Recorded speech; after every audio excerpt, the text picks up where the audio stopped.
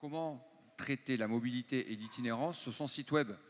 Et c'est un vaste sujet. Donc on a essayé vraiment d'aller chercher très large là-dessus. Et pour ça, on a un panel d'intervenants le plus important du salon, parce qu'on là, ils sont quand même 5, d'accord. C'est le record jusqu'à maintenant. Avec Marie-Laure Desmé, présidente de South Strand Consulting, ça va.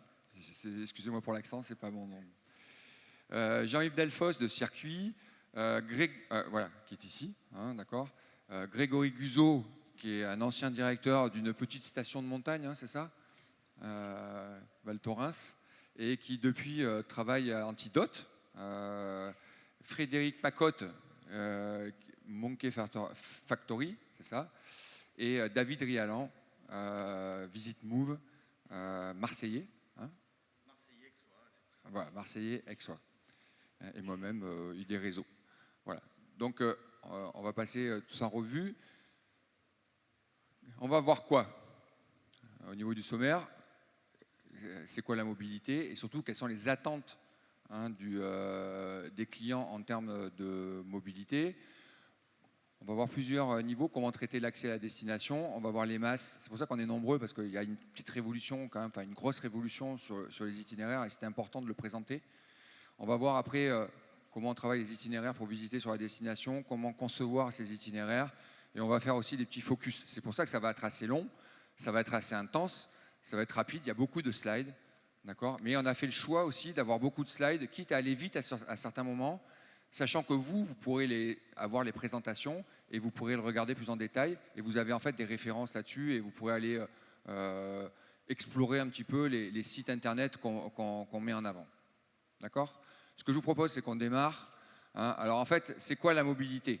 La mobilité, en fait, on la voit à plusieurs niveaux.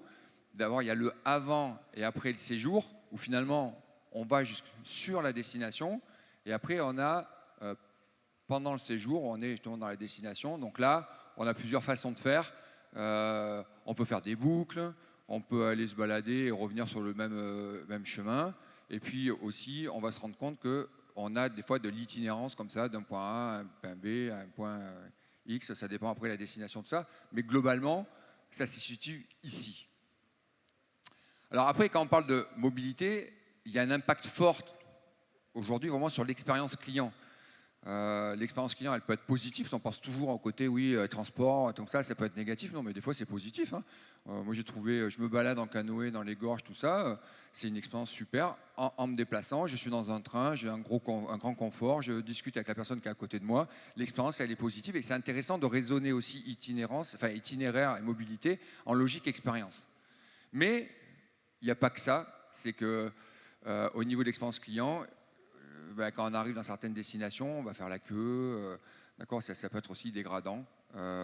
Et puis, il peut y avoir, sur certains types de transports, quelques retards, des fois un peu récurrents, qui posent aussi des vraies contraintes et qui fait que des fois, on choisit un autre mode de transport. Donc tout ça, c'est la réalité du déplacement et sur lequel le client, lui, on va avoir un véritable impact. Après, ça impacte fortement un des sujets clés quand même du moment, vous l'avez vu ce matin, vous l'avez vu hier à beaucoup d'ateliers, c'est le bilan carbone avec le côté positif, c'est-à-dire que là maintenant on va faire du vélo, on fait du slow, d'accord. On a aussi les trains bas carbone et tout ça.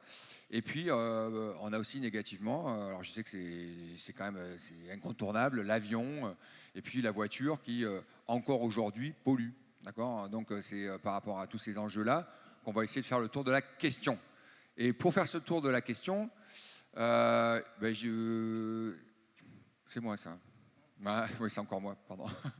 Donc ici, j'ai récupéré quelques chiffres en matière d'inspiration des Français. La voiture, 75%, d'accord, d'usage au niveau des vacances aujourd'hui.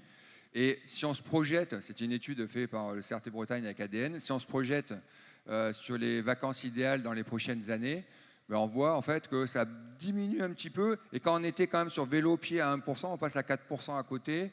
Il y a une petite croissance. Bus-car, on était à 3%, on va plutôt à 7%. En gros, ça commence à aller vers quelque chose de plus vert, entre guillemets, plus responsable, éco-responsable. Donc ça, c'est aussi intéressant. Et une deuxième donnée aussi, c'est quand on fait les activités sportives, notamment de nature, ben on se rend compte quand même, enfin moi je tombe là-dessus, c'est l'observatoire c'est pas Jeunesse et Sport, mais c'est du ministère de la Jeunesse, là. Et il y avait quand même derrière, c'est intéressant, c'est randonnée pédestre, on a 25% des gens qui en font, donc c'est en fait l'itinérance importante, footing, vélo sur route, VTT, marche nordique, tout ça c'est de la mobilité, c'est de l'itinérance. Donc ça veut dire que c'est quelque chose de majeur, d'accord, au niveau de nos clients touristes, entre guillemets. Dans ce contexte, donc, vous faites quoi sur vos sites web? C'était vraiment la question là, c'est comment on fait pour traiter cette problématique avec ce contexte de base. Donc, première étape, si ça veut passer, pour accéder, on va juste voir la première étape, accéder à la destination avant le voyage, début de l'expérience client, en espérant qu'elle reste positive. Et du coup, ouais, merci pour la transition.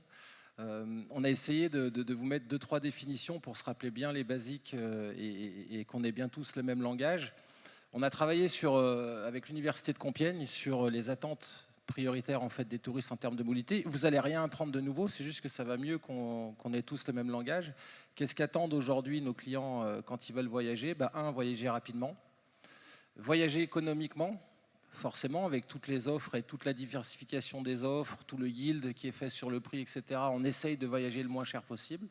Voyager écologiquement, alors on en parlera tout à l'heure dans un autre atelier, il y a encore un paradoxe, c'est-à-dire qu'il y a beaucoup de Français qui prennent en compte, ou de touristes étrangers, ou qui disent prendre en compte le déplacement, et surtout une RSE plus positive dans les intentions d'achat, mais dans la réalisation, ça se passe un petit peu différemment. C'est pour ça qu'on est tous là, différents acteurs du MAS à différents niveaux, pour essayer de simplifier justement l'expérience.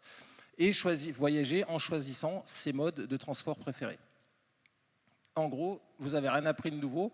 Par contre, le sujet, c'est de se dire comment, ensemble, sur les destinations, vous pouvez capitaliser justement sur les audiences de vos sites et faire en sorte que le fameux onglet « Comment venir », on puisse le rendre dynamique. Et après, comme l'a dit Benoît, il y a 2 façons en fait, de traiter la mobilité. Il y a l'avant, le pendant, donc comment j'arrive à ma destination, puis après, comment à l'intérieur de ma destination, je peux le faire voyager. Alors nous, on est juste des fournisseurs d'outils. Certes, c'est important, mais au niveau éditorial et au niveau de la connaissance du territoire, vous avez un rôle majeur à jouer dans la qualification de l'offre. Et derrière, il y a des acteurs qui peuvent accompagner sur de la simplification de voyage, mais c'est vous qui avez la meilleure qualité de données, la meilleure connaissance du terrain pour faire voyager les gens à l'intérieur de votre périmètre. Au-delà de ces 4 grands critères, on va dire, qui sont voilà, rien de nouveau sous le soleil, mais ça va mieux en se le disant, il y a 10 autres critères qu'on peut observer aujourd'hui en termes de mobilité et qui sont importants. C'est, OK, comment on est capable de pouvoir faire en sorte qu'on actualise en temps réel ce qui se passe. On l'a tous vécu, on a envie de travailler 12 ans plus et de plus en plus prendre le train. La réalité, c'est qu'il y a parfois du retard. Comment je suis averti, comment je peux me réorganiser? Comment du coup le système, point numéro 2, se réadapte? C'est-à-dire qu'en fonction des incidences sur la route, en fonction des incidences sur le train, comment il va être capable de recalculer un itinéraire qui soit satisfaisant? Comment je peux voyager avec le plus de confort possible? Mais ça veut dire dans l'information, comment je suis conscient des services qui sont à bord, comment voilà, on réduit le bruit, les équipements, etc. Le voyager en meilleure sécurité, forcément, c'est un des besoins de base de l'être humain. De la fiabilité, c'est-à-dire que les itinéraires qu'on me propose ou les voyages et moyens de transport soient réels et qu'ils soient fiables et qu'ils soient existants et que je puisse les réserver. Comment on va essayer de voyager en utilisant le moins possible de transports quand même différents. Comment on voyage en réduisant le temps d'attente, on le sait, c'est toujours pas forcément agréable, le temps de transit. Comment on peut choisir aussi à des moments dans certains masses des densités par exemple d'usagers. J'ai envie de voyager mais j'ai vraiment pas envie d'être mélangé avec beaucoup de monde et je préfère quelque chose d'alternatif. Et puis comment aussi on va être capable de donner une vraie information pour les personnes à mobilité réduite par exemple ou en situation de handicap, ou comment on va essayer d'être capable de donner du service supplémentaire pour les choses que j'ai à transporter avec moi. Voilà, si on devait résumer un peu les 10 critères importants à prendre en compte quand on parle de mobilité. Oui, c'est vraiment, ça impacte directement l'expérience client. Là-dedans, c'est vraiment, elle est positive ou elle est négative, et c'est vraiment quelque chose qu'on attend beaucoup. Alors là-dessus, en fait, quand on a discuté, il y a quand même des acteurs qui sont présents, qui sont omniprésents. C'est d'un côté Google Maps, on a mis Waze, il y en a d'autres, mais qui sont quand même des leaders de marché. Les ogres, moi j'ai parlé du secteur. sachant qu'il y a une nouvelle version 3D de Google Maps qui va sortir, qui va apporter quand même aussi, je pense, de la création de valeur. Elles sont aussi multimodales, finalement, à certains moments. Par contre, on ne réserve pas, on n'a pas toute l'information, tout ça. Mais c'est quand même une grosse partie de la clientèle qui en fait usage. Voilà. Donc après, c'est comment ça se connecte dans l'expérience justement de navigation de votre site web et tout ça. Il y en a déjà beaucoup qui le mettent en place sur leur propre site, à l'intérieur des pages, pour accéder à des POI, enfin à des points d'intérêt. Si tu veux passer... Voilà. Un autre quand même qui est intéressant aussi, qui est un peu plus fait à un moment donné, c'était Rome to Rio, je ne sais pas si vous connaissez, qui en fait utilise aussi les données de Google et qui à un moment donné c'est un bon outil à ce niveau-là qui permet de mixer les éléments que vous pouvez placer pareil. Donc sachez que ça existe à ce niveau-là. Mais derrière, il y a vraiment cette révolution. C'est pour ça qu'en fait, je vous l'ai dit, on est si nombreux, il y a des acteurs. Quand on discute sur les masses, moi j'en entends parler, il y a les masses, il y a les masses. Et, il y a une masse de masse en fait, hein, quelque part, si tu vas nous le montrer tout ça. Mais c'est, je dis, c'est une vraie révolution, un espoir, d'accord. Donc je me suis dit, mais s'il y a un espoir, il faut les faire venir, d'accord. Donc là, on a quand même le top de ce qui se fait quand même sur les masses, un peu en France, mais je peux le dire, hein, d'accord. On a pas mal discuté tout ça, ils sont experts et tout ça. Donc je leur ai dit, bah, écoutez, venez, et vraiment, on va essayer de faire comprendre. Parce que c'est facile, on dit un masse, on a déjà parlé plusieurs fois. Qui ici, c'est exactement ce que c'est qu'un masse? Ah, 1, 2, 3, c'est pas mal. Bon, ça veut dire que le reste, vous avez une mission, d'accord. Une mission, c'est, si vous l'acceptez, expliquez-nous ce que c'est qu'un masse. Et après, d'une manière globale, et après, essayez de nous présenter, parce qu'en fait, il n'y en a pas qu'un masse. Il y a plusieurs façons de traiter la chose. C'est ça qui est intéressant. C'est pour ça qu'on a dit, on les met tous autour de la table, d'accord, pour essayer justement d'avoir ce regard, et puis après, vous aurez, vous, à explorer quand vous voudrez aller plus loin. Grégory ? Ouais, alors on a essayé d'être assez exhaustif. Alors je sais pas, effectivement, on intervient tous sur la chaîne du MAS à des endroits différents, comme tu l'as dit. Donc je pense que mes collègues seront quand même d'accord avec cette définition. Le MAS, c'est la mobilité servicielle, c'est la mobilité avec l'addition de services.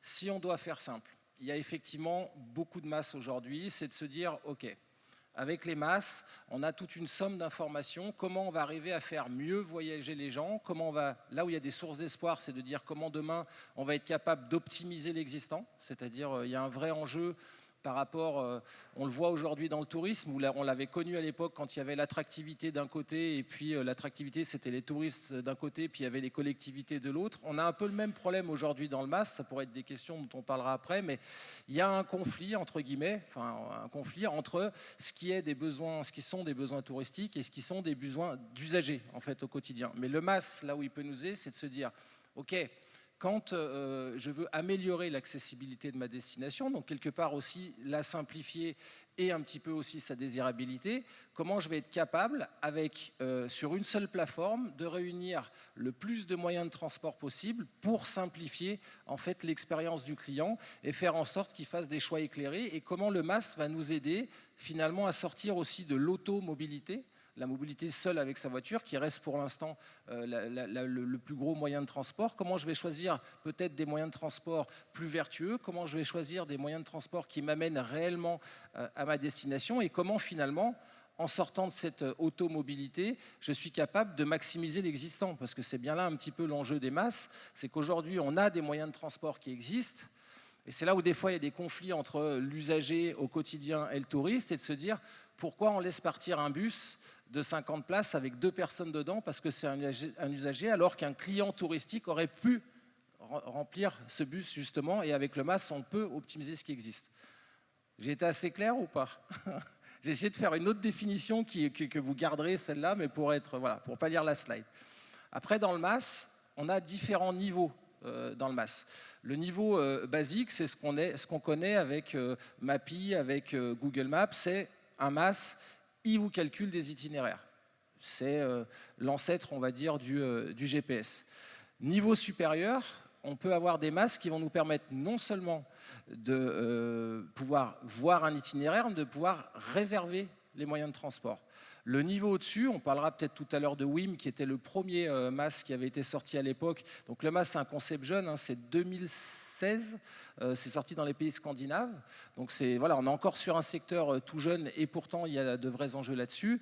C'est comment, en plus de donner un itinéraire, de réserver mes billets en ligne, je suis capable d'avoir une seule tarification, ce qui était l'enjeu notamment dans les MAS urbains, avec une carte qui vous permet de tout faire. Et puis le MAS niveau 4, c'est le MAS qui va en plus faire en sorte de vous inciter d'un point de vue tarifaire par exemple ou d'autres avantages pour avoir une mobilité qui soit plus éco-citoyenne. Voilà. Ce n'est pas nous qui l'avons inventé, je vous invite à regarder une compagnie qui fait du MAS en France qui s'appelle Lico, qui est basée à Lyon et qui vient de sortir d'ailleurs un média spécialiste sur la notion de mobilité qui s'appelle M2050, c'est pour ça que je vous l'ai mis en copie.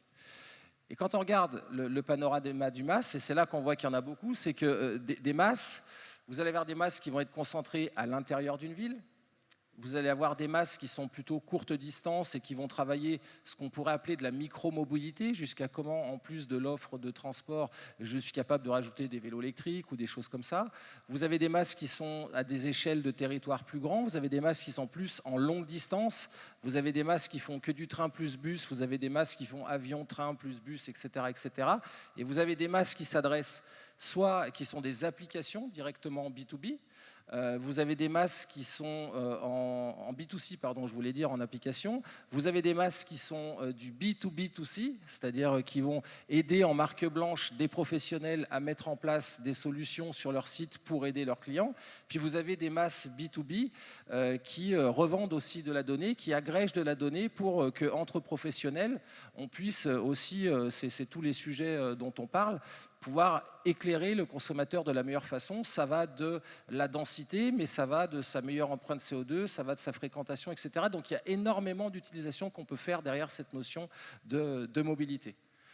Donc voilà, vous avez Igro de sa part de Uber jusqu'à tout un tas de masses et tout un tas d'acteurs qui sont ici autour de la table. Alors nous, on a essayé de faire ce qu'on appelait les 10 commandements du MAS. Voilà. Se dire qu'est-ce qu'on pourrait attendre du MAS idéal. Donc on l'a dit, si on veut changer des comportements, nous on a une conviction chez Antidote, c'est qu'on pense qu'un comportement c'est toujours la résultante entre une contrainte, enfin entre un idéal et une contrainte. Donc, si on va essayer et arriver à baisser la contrainte, on espère pouvoir changer un peu plus le comportement. Vous pourriez me dire que l'inverse est vrai, mais ça s'appelle la dictature. C'est-à-dire qu'on force et on est sûr que le comportement va changer. Donc l'idée, c'est de se dire, OK, premier commandement, j'ai une plateforme unique. Alors, elle peut être en marque blanche, ça peut être une appli, whatever. Je peux planifier, je peux gérer mon parcours client de A à Z. J'inclus plein d'autres transports et des services dedans. Derrière, ce qui nous paraît important, c'est un paiement unique, c'est-à-dire que l'utilisateur rentre une fois sa carte bleue et peut avoir l'ensemble de ses billets disponibles, qu'on ait un maximum d'offres possibles pour pouvoir faire en sorte, encore une fois, je le répète, d'optimiser l'existant. Il y a un vrai sujet en termes de mobilité. Il peut y avoir des bus, enfin, je pense que tu le sais mieux que moi, qui partent encore trop vides à des endroits, et il y a des vrais sujets d'optimiser de l'argent qui est déjà dépensé et des solutions qui existent. Donc c'est un vrai enjeu, et que ce soit sur du long ou de la courte distance, des acteurs privés comme des acteurs publics. Comment on va mettre peut-être au long de ce MAS de l'agrégation de services, on est vraiment dans la mobilité servicielle, et de se dire comment je peux rajouter par exemple sur un MAS la capacité de réserver un restaurant, on le verra tout à l'heure, il y a des choses qui sont en train de naître, des offres qui soient exhaustives pour pouvoir faire le choix le mieux éclairé et qui soient fiables, c'est-à-dire qu'elles soient réelles et que je puisse acheter, des terminaux qui soient interopérables, ça aussi c'est important, quand j'achète un billet quelque part, et que je me présente par exemple à SNCF, être sûr que mon billet fonctionne, si j'ai un changement, si j'ai un retard, ce qui arrive malheureusement assez souvent. Des critères de choix qui soient personnalisables, je veux voyager le plus vertueux possible ou je veux voyager le plus économiquement ou le plus rapidement possible, qu'il y ait une forme de neutralité de la part des éditeurs des MAS. Et puis, bien entendu, quand on parle de transport, et c'est un vrai sujet, il y a la notion de la confidentialité, ça dépasse largement le RGPD, mais quand on va être dans des offres multi-acteurs, comment on fait pour conserver sa data et transmettre que ce qui est essentiel, parce qu'il y a des vrais sujets là-dessus. Et puis là, tout simplement, une expérience à la fin qui soit ergonomiquement optimisée. C'est pas facile quand on est des acteurs comme nous, tous autour de la table, qui agrégeons énormément de données et de transports différents, de faire en sorte que le plus rapidement possible, je puisse réserver tout au même endroit. Et donc on s'est dit, le MaaS idéal, finalement, on pourrait se dire, c'est un peu comment je pars, c'est pour aller très vite, mais de dire, voilà, on sort de l'automobilité. Alors déjà, le mieux, c'est de se dire comment on fait pour optimiser le partage, quelque part, de cette automobilité. Mieux vaut être 4 dedans qu'une seule personne. Il y a des solutions qui existent. Comment derrière, je vais optimiser tout ce qui est public et que je vais pouvoir, qui vont vraiment m'aider en fait sur les territoires. Et encore une fois, dans trop d'endroits encore, on voit des services qui ne se parlent pas. Et peut-être pour arriver in fine sur les derniers kilomètres à un transport qui soit un peu plus actif. Tu parlais de mobilité tout à l'heure. Du coup, en fait, je parle beaucoup. Non, mais tu parles beaucoup, mais c'est normal que tu parles beaucoup parce que tu vois, on a 1h30 et tout le monde va parler. Là, tu as présenté tout ça. Ce qui m'intéresse, moi, justement, c'est de voir avec Frédéric et David, alors, on a vu, il fallait bien que quelqu'un présente la base. Est-ce que vous avez des choses à rajouter pour défendre le MaaS? Alors, moi, je vais essayer de rajouter la couche plutôt orientée mobilité urbaine, interurbaine. La principale difficulté, en fait, c'est comme dans la logistique, hein, pour les livraisons de colis, c'est les premiers et les derniers kilomètres, et surtout les derniers kilomètres. Là où il y a le plus de complexité, le plus de difficultés. Grosso modo, les déplacements longue distance sont plus ou moins bien organisés, plutôt bien organisés, et le nombre d'acteurs d'ailleurs en place n'est pas gigantesque, qui facilite certainement le travail. Et là où ça devient encore plus compliqué, c'est quand on va être sur les derniers kilomètres, parce que le nombre d'opérateurs est extrêmement nombreux, variable selon les territoires. Donc il y a aussi dans la mobilité de gros enjeux autour de la donnée. Je sais que c'est un sujet dans le tourisme, mais c'est aussi un sujet dans la mobilité. Et l'objectif du MaaS, et ce qu'on retrouve dans les intentions premières de la loi d'orientation des mobilités, qui depuis 2019 structure et préfigure ce que va être l'avenir de la mobilité en France, c'est qu'on veut effectivement moins de voitures dans nos déplacements, ou des voitures mieux utilisées, que généralement l'épine dorsale d'un projet MaaS, c'est son réseau de transport en commun, qui en France est plutôt très très bien organisé, mais qui pourrait être optimisé. C'est-à-dire que l'offre est généralement là, mais sous-utilisée.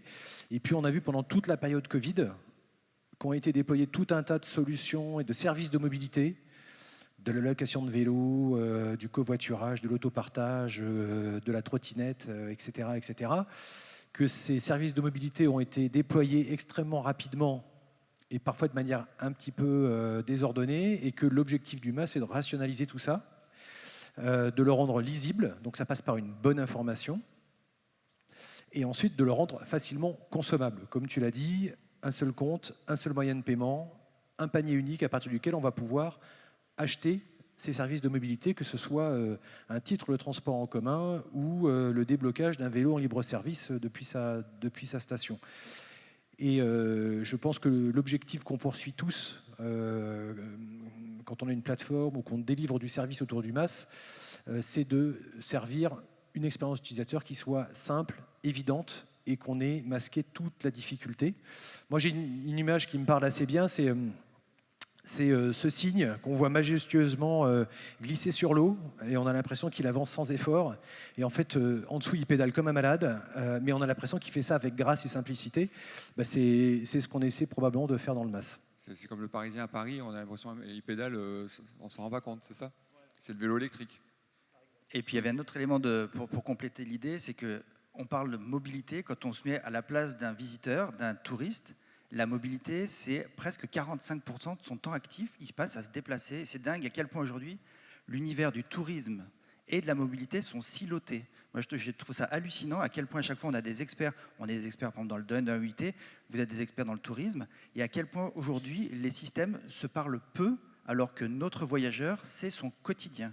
Pour, comme tu l'as dit, venir à destination et se déplacer à destination, faire de l'itinérance, à chaque fois avec un état d'esprit qui va être différent. Donc c'est aussi un peu, je pense, l'objet aujourd'hui, c'est de montrer que les silos peuvent se parler et qu'aujourd'hui, l'enjeu du MaaS, c'est un outil au service d'eux. Et donc, c'est tout l'intérêt de cet atelier, notamment, c'est voir quelles sont les plateformes qu'on peut tendre entre nos différents métiers. C'est justement l'occasion de présenter un peu votre plateforme. Donc, je leur ai demandé d'essayer de nous présenter succinctement, mais qu'on puisse aussi échanger, discuter par rapport à ça. Donc, tous les trois, la façon dont vous traitez justement le MAS, comme ça, et avec l'exemple, quoi, en fait. Hein. Tu attaques, Grégory ? Ouais, j'attaque. Donc effectivement, on s'est frotté au sujet du MAS, plus sur un MAS longue distance. Donc en effet, on avait une commande qui a été faite par l'agence Savoie-Mont-Blanc, qui est l'agence d'attractivité qui réunit les deux départements, peut-être plus trop pour longtemps en Savoie, mais en tout cas, ça existe encore. Et l'idée, c'était de se dire, ben voilà, on avait deux choses auxquelles il fallait qu'on s'attaque, qu'on entendait dans le tourisme de montagne depuis longtemps, c'est comment on va résoudre ce fameux dernier kilomètre, comme tu le disais, et comment on va faire en sorte de proposer des initiatives de transport qui soient plus vertueuses. Et c'est un partenariat tripartite entre l'agence Savoie-Mont-Blanc, Altibus, qui est un opérateur de bus, qui est un opérateur qui vend de la mobilité vers les stations de ski, et Antidote Interactive que je représente aujourd'hui. Et donc l'enjeu, c'était de se dire, ok, une fois qu'on s'est dit ça au mois de juin, comment on met en place quelque chose? Et on s'est dit, ok, quels vont être les challenges à relever? Donc les challenges à relever, c'était de se dire, ce qui nous intéressait, c'est un peu notre motto, c'est de passer de l'innovation au progrès. Je ne voudrais pas paraphraser Aurélien Barraud, que j'adore et que vous devez sans doute connaître, mais le progrès, c'est quoi? De l'innovation, c'est quoi? C'est de se dire, on peut continuer à fabriquer des pelles mécaniques avec des batteries électriques, et on peut continuer à défoncer la forêt amazonienne. Voilà. Ça, c'est de l'innovation. Okay. Ce qui nous intéresse, c'est le progrès. C'est de se dire comment la technologie va être au service de l'humain et pas l'inverse. Donc le but du jeu, ça a été de se dire, ok, comment on va réconcilier les offres qui sont très atomisées en termes de transport vers chacune des 112 destinations de ski. Comment on va simplifier le parcours client, un seul compte, un seul panier, un seul paiement et tous vos billets 4 secondes après sur soit votre espace client, soit sur votre mail. Proposer des offres qui soient pertinentes, parce que là, à Savoie-Mont-Blanc, c'est un territoire avec 112 destinations de ski où il y a des personnes qui viennent du monde entier finalement. Et puis, un enjeu qui nous tenait à cœur en tant que Savoyard et fier de l'être, c'était de s'inscrire dans la démarche portée par notre département sur Savoie-Mont-Blanc Excellence. Donc notre système qu'on a mis en place, c'était tout simplement une marque blanche. On a réussi à la sortir le 10 novembre 2022. Donc un MAS, c'est quoi? Comment nous, on l'a pensé? C'est tout d'abord un agrégateur. Donc sur les offres aujourd'hui de transport disponibles, on a 280 compagnies aériennes. Toute l'offre qui est disponible sur PAO, et notamment que vous retrouvez sur SNCF Connect, sur toutes les gares primaires, secondaires et tertiaires en France. Les bus, pour rejoindre des destinations forcément, taxis, VTC, alors les bateaux, on ne s'en est pas occupé pour Savoie-Mont-Blanc, mais aussi la location de voitures avec une priorité aux voitures électriques. Donc tout ça, on l'agrège. Le MAS, il a un système, j'aime pas dire le mot intelligence artificielle, mais intelligence algorithmique, qui va en gros calculer les itinéraires en fonction de milliers donc, du coût de combinaison, en intermodal, et on va vous proposer à chaque fois 4 ou 5 solutions en privilégiant en premier la solution la plus vertueuse. Donc il y a eu le premier combat de la rapidité, c'est un vrai challenge aussi. La première fois qu'on fait tourner le MAS, il dure 40 minutes. Comment on fait pour le réduire à 4 secondes? Donc ça a été un enjeu. Et puis il y a tout un algorithme derrière qui va apprendre des demandes qui ont été faites avant. C'est-à-dire qu'il y a un machine learning et il va calculer les Londres, je sais pas, Val Thorens qui ont été faits plusieurs fois, etc., et de se dire quel a été l'itinéraire le plus privilégié pour gagner du temps après derrière, pour pouvoir toujours proposer des offres les plus pertinentes. Et puis après, il y avait le combat de un seul panier, un seul paiement et de réconcilier des données hétérogènes sur un panier unique. Et du coup, ce MAS a été une première. Donc là, on est sur le site de Go Savoie-Mont-Blanc. Forcément, il est mobile first, parce qu'on le voit aujourd'hui dans les retours d'expérience qu'on a, 70% des clients l'ont consulté depuis un mobile. Ça ne vous surprendra pas, hein, vous êtes dans le web, mais c'est encore d'autres enjeux en termes d'UX et en termes d'ergonomie. Il y a un peu moins de place que sur un desktop. Et donc, voilà, très simplement, vous choisissez, vous rentrez votre origine, ici Amsterdam jusqu'à l'Office du tourisme des saisies, par exemple, et on va vous calculer et proposer en premier différentes options, et la plus vertueuse en premier, et après, vous mettez au panier, vous choisissez vos options, et le tour est joué. Et ce qui était intéressant dans la démarche portée par le territoire, c'est qu'on avait travaillé avec Savoie-Mont-Blanc pour se dire l'important c'est que le MAS il fasse des bébés MAS. Et donc le but du jeu, c'est qu'on avait pris une partie en fait, du développement sur les budgets de R&D d'Antidote et de se dire, ok, Savoie-Mont-Blanc, est-ce que vous êtes d'accord pour dire, si d'autres stations viennent frapper à la porte et qui sont dans le périmètre, est-ce qu'on est capable de mettre votre MAS finalement en marque blanche chez eux? Et donc d'autres stations, on a une quinzaine maintenant qui nous ont rejoints, donc Tignes ou les saisies ici, et de créer leur propre Go Tignes ou Go Val Thorens ou Go Laclusa ou les saisies express par exemple, qui en plus du MAS a fait quelque chose d'assez sympa dans le cadre d'un projet AMI, c'est que si vous preniez du train plus du bus, vous aviez une réduction sur les forfaits de ski. Voilà. Ça c'est le fameux incitation éco-responsable. Et puis on peut, si on rêve, aller plus loin, enfin c'est un rêve qui devient réalité puisqu'on est en ce moment en train de livrer Médoc Atlantique, donc l'office de tourisme de Médoc Atlantique, et c'est de se dire en plus de la mobilité qui est finalement l'épine dorsale, on parlait tout à l'heure de qu'est-ce qu'on peut attendre d'un MAS idéal, proposer de l'ajout de services. Vous pourrez aller faire un tour dessus demain matin. Médoc Atlantique est en train de terminer de rentrer ses données. Et sur la plateforme médoc-atlantique-travel.com, vous allez pouvoir bien sûr réserver tous vos moyens de transport pour vous rendre dans chacune des 14 destinations de Médoc Atlantique. On a pu y rajouter de l'hébergement, donc vous avez de l'hôtellerie, de la résidence, vous avez du camping, etc., etc. Donc je vous ai fait quelques captures écran en live à l'instant. Voilà, du camping, de la résidence de tourisme, bref, tout un tas d'hébergements. Et en plus, on est allé former les professionnels là-bas pour qu'ils puissent rentrer. C'est l'autre bâton compliqué du tourisme en France après le transport, c'est les activités. Et de se dire, on va pouvoir y ajouter finalement tout un tas de services. Et on a aujourd'hui 250 activités qui ont été rentrées en fait par les professionnels. Et donc, c'est là où on rejoint le sujet de l'itinérance du coup après, c'est que vous avez un outil qui devient avant, pendant et après le séjour. Avant mon séjour, je l'organise, j'ai mon transport, je peux réserver mon hébergement. Et pendant mon séjour, je peux travailler sur, je préfère aller faire un cours de surf ici ou déguster un vignoble, etc. Très bon d'ailleurs dans le Médoc. Je vous ai mis d'ailleurs un petit exemple, c'était un petit clin d'œil pour toi, Benoît. Et voilà, donc tout un tas d'expériences que vous pouvez aussi réserver. Donc c'est l'épine dorsale, la colonne vertébrale, la mobilité. Et après, quand on est sur site, on le traite d'une autre manière avec de l'ajout d'autres services supplémentaires. Voilà. Merci, super Grégory. Moi, la question que je me pose par rapport à ça, c'est au niveau, bon là, tu as une base de données, alors bien sûr mobilité, à côté, tu as une base de données hébergement, tu as une base de données loisirs. Comment tu l'intègres en fait dans le site web? C'est marque blanche. Est-ce que dans le tunnel de conversion, c'est-à-dire que dans le parcours client web, comment tu les mixes les deux? Comment tu croises et tu vois, ça rentre par l'office, ça rentre par ton système. Ouais, ok. Alors nous, on n'a pas de velléité justement.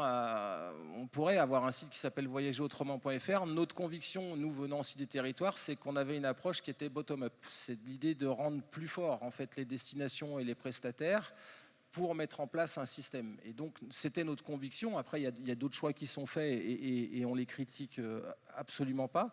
Donc, c'est une marque blanche, en effet, qui est aux couleurs de Médoc Atlantique, comme ce qu'on appelait à l'époque une centrale de réservation.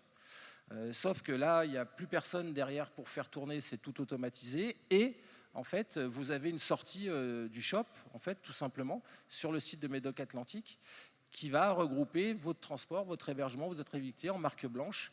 Et on peut proposer tout un parcours d'achat cohérent, faire de l'upselling, du cross-sell aussi pendant le séjour et de pouvoir proposer des activités supplémentaires. Donc ça va devenir à terme une plateforme en amont, mais pendant aussi le séjour, et ça va être utile pour faire voyager les gens à l'intérieur, quelque part, d'un territoire qui est grand, puisqu'il va en gros du haut, du nord du bassin d'Arcachon jusqu'à la pointe de la bouche de la Gironde. Voilà. Bah, écoute, merci. Je ne sais plus qui c'est qui était juste après. C'était toi, David. Merci. Alors, je ne sais pas si j'ai la zapette. Tiens, regarde, elle est là. Merci. Alors, nous, on a été feignants par rapport à ce que tu as fait, et c'est tout à fait remarquable. C'est vrai que nous, au lieu d'essayer d'accompagner le parcours client dans l'ensemble de sa mobilité, depuis le chez lui jusqu'à la destination, on ne s'est pas dit comment est-ce qu'on va adapter l'outil à ce besoin. On s'est dit quel est le besoin d'un client qui arrive à destination et que est-ce qu'on va le servir le plus simplement possible. Et donc nous, chez VisitMove, ce qu'on fait, c'est qu'on scanne en temps réel. Donc, je vous montrerai, mais on prend la localisation et l'heure, et nous, on est dans l'instantanéité du besoin du client. Donc, On va scanner en temps réel l'offre de mobilité autour de la personne. On va scanner en temps réel l'offre d'activité autour de la personne. Et on va trouver tout simplement le meilleur compromis en quelques millisecondes pour proposer à la personne une offre sur mesure. Et non seulement on va avoir cette notion autour de la mobilité, autour des activités, mais on va également vers l'hyper-personnalisation. C'est-à-dire que l'offre de transport, si là je scanne dans 5 minutes, je vous montrerai le principe, ou dans 10 minutes, l'offre de transport aura changé. L'offre d'activité aura changé. Et donc nous, le but, c'est de voir comment est-ce qu'on va générer en temps réel, donc on est vraiment sur l'instantanéité, l'expérience personnalisée la plus complète possible pour qu'une personne qui souhaite découvrir Paris en 4 heures, donc là on est vraiment dans le fast tourisme, on n'est pas dans le slow tourisme, désolé, mais ça correspond aussi à un besoin, c'est de se dire comment est-ce qu'on va faire une expérience sur mesure pour ces personnes-là. Et donc nous, dans l'algorithme, non seulement on intègre donc tourisme et mobilité, mais également tous ces éléments de personnalisation. Je vous montrerai des exemples sur la fin, sur sur l'empreinte carbone, la prise en compte de la surfréquentation en temps réel pour emmener les gens sur des endroits qui vont être moins fréquentés. Et tout ça à la main de l'opérateur qui va le déployer. Donc on n'est pas en B2C, on sert des territoires qui veulent opérer leur stratégie marketing directement sur le terrain. Et je vous montrerai quelques exemples. D'ailleurs, je ne sais pas s'il s'en vient.